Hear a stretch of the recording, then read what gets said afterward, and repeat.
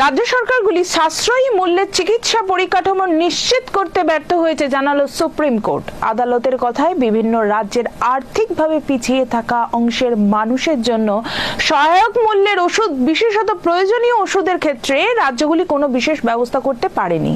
আদালতের কথায় সরকারি স্বাস্থ্য ব্যবস্থার এই ব্যর্থতার জন্য বেসরকারি হাসপাতালগুলো সুযোগ পাচ্ছে ব্যবসা করার।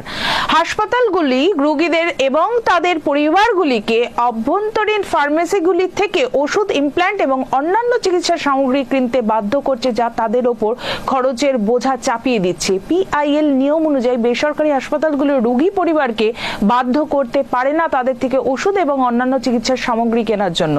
শীর্ষ আদালতের কথায় কেন্দ্র এবং রাজ্য সরকারগুলির ব্যর্থতা এই সমস্যারই কারণ।